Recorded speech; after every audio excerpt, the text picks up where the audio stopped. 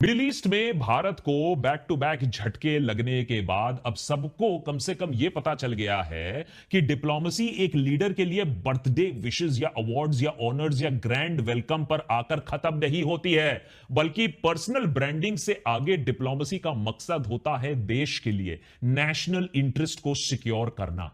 Unfortunately Bharat की diplomacy और foreign policy अब सिर्फ और सिर्फ एक इंसान की पर्सनल पीआर मशीनरी बनकर रह गई है, जिसका खामियाजा अब पूरे देश को भुगतना पड़ रहा है। सोचो, जिस दिन व्हाट्सएप अंकल्स बुर्ज खलीफा पर हैप्पी बर्थडे मोदी जी वाले वीडियोस फॉरवर्ड कर रहे थे, उसी दिन पड़ोस वाले देश में पाकिस्तानी लीडरशिप अपने एंटी इंडिया अलायंस को और मजबूत करता दिख रही थी।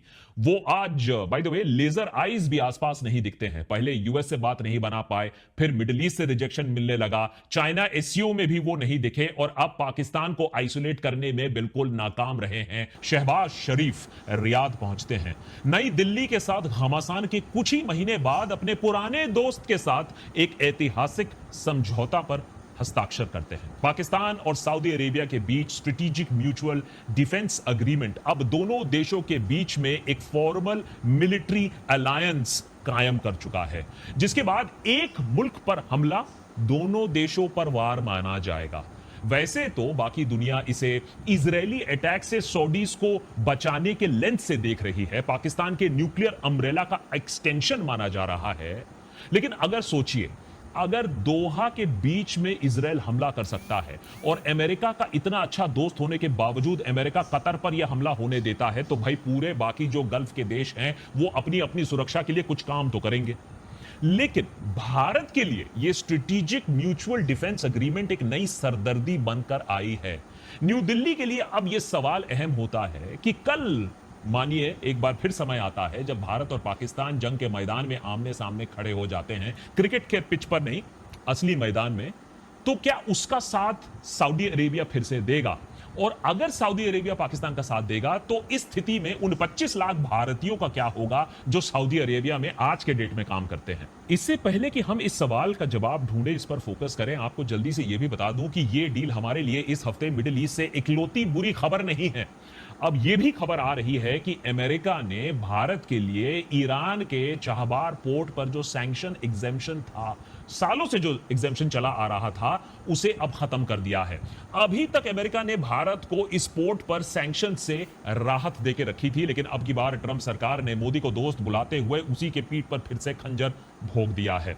अगर ये सैंक्शंस नहीं हटते हैं तो भारत का अफगानिस्तान और सेंट्रल एशियन कंट्रीज के साथ ट्रेड बहुत बुरी तरीके से इंपैक्ट हो सकता है। मिडिल ईस्ट में भारत को बैक टू बैक झटके लगने के बाद अब सबको कम से कम यह पता चल गया है कि डिप्लोमेसी एक लीडर के लिए बर्थडे विशेस या अवार्ड्स या ऑनर्स या ग्रैंड वेलकम पर आकर खत्म नहीं होती है, बल्कि पर्सनल ब्रांडिंग से आगे डिप्लोमेसी का मकसद होता है देश के लिए नेशनल इंटरेस्ट को सिक्योर करना। अनफॉर्चुनेटली भारत की डिप्लोमेसी और फॉरेन पॉलिसी अब सिर्फ और सिर्फ एक इंसान की पर्सनल पीआर मशीनरी बनकर रह गई है, जिसका खामियाजा अब पूरे देश को भुगतना पड़ रहा है। सोचो, जिस दिन व्हाट्सएप अंकल्स बुर्ज खलीफा पर हैप्पी बर्थडे मोदी जी वाले वीडियोस फॉरवर्ड कर रहे थे, उसी दिन पड़ोस वाले देश में पाकिस्तानी लीडरशिप अपने एंटी इंडिया अलायंस को और मजबूत करता दिख रही थी। वो आज by the way laser eyes भी आसपास नहीं दिखते हैं। पहले यूएस से बात नहीं बना पाए, फिर मिडिल ईस्ट से रिजेक्शन मिलने लगा, चाइना एससीओ में भी वो नहीं दिखे और अब पाकिस्तान को आइसोलेट करने में बिल्कुल नाकाम रहे हैं हमारे जयशंकर जी। लेकिन माइक्रोफोन दे दो, इंस्टाग्राम के लिए बाइट बिल्कुल तैयार मिलेगी आपको। And where was the U.S. in this process? Well, the U.S. was in the United States. I mean, obviously there were. तो देशभक्त के आज के एपिसोड में कुछ कड़वे सच। सबसे पहले तो पाकिस्तान सऊदी डिफेंस डील को करीबी से समझने की कोशिश करेंगे। इस डील के पीछे जियोपॉलिटिकल और हिस्टोरिकल कॉन्टेक्स्ट क्या है उसे देखने की कोशिश करेंगे, और क्यों आखिर सऊदी अरेबिया आज अपनी सिक्योरिटी के लिए पाकिस्तान के पास जाने पर मजबूर हो गया है। भारत पर इस डील का क्या असर पड़ेगा, इंडिया सऊदी रिलेशंस इस डील से कैसे इंपैक्ट होंगे, और फिर फाइनली देखेंगे कि टैरिफ्स के बाद अमेरिका क्यों एक बार फिर भारत के पीछे हाथ धोकर पड़ गया है, क्यों चाहबार पोर्ट पर सैंक्शंस इंडियन फॉरेन पॉलिसी के लिए एक बहुत बड़ा सेटबैक माना जा रहा है, और हां फाइनली क्या अमेरिका के बाद अब मिडिल ईस्ट भी भारत के हाथ से निकलता जा रहा है। ये बात आज सबको मालूम है कि पाकिस्तान ने अपने न्यूक्लियर बॉम्ब को बनाने के लिए साम दाम दंड भेद सबका प्रयोग किया था।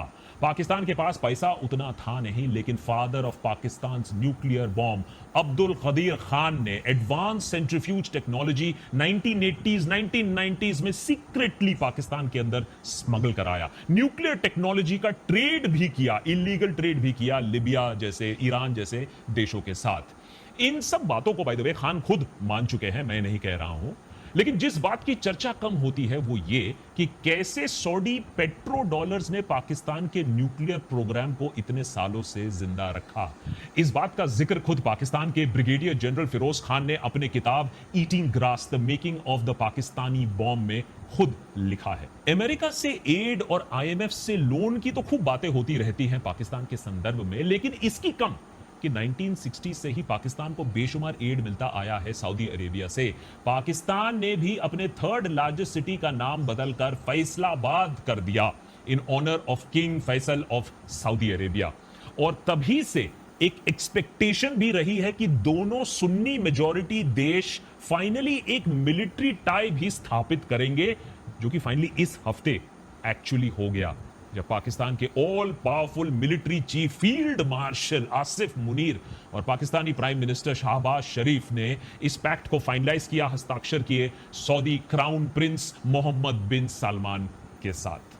अभी तक इस अग्रीमेंट के सारे डिटेल्स तो सामने नहीं आए हैं, लेकिन इस पैक्ट की एक जो क्लॉज है ना, पूरी दुनिया का ध्यान अपनी तरफ खींचा है, और वो क्लॉज है, and I quote, any aggression against either country shall be considered as an aggression against both. ये क्लॉज बहुत हद तक नेटो के आर्टिकल 5 की तरह है, जहां अटैक ऑन वन को अटैक ऑन ऑल माना जाता है।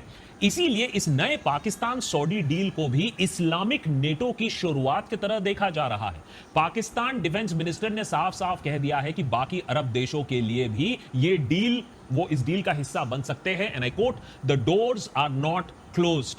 तो हो सकता है कि फ्यूचर में यूएई या कतर जैसे देश भी आने वाले टाइम में इस डील का एक हिस्सा बन जाएं, जिसे सही मायनों में आप कह सकते हो एक इस्लामिक या अरब वर्जन ऑफ नेटो पैदा हो सकता है।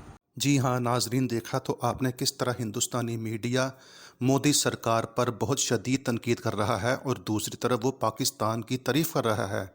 इंडियन मीडिया का ये कहना है कि पाकिस्तान आहिस्ता आहिस्ता हर मुल्क के साथ अपने ताल्लुकात बेहतर करता जा रहा है, दूसरी तरफ जो है मोदी सरकार हिंदुस्तान के ताल्लुकात पूरी दुनिया में ख़राब करती जा रही है।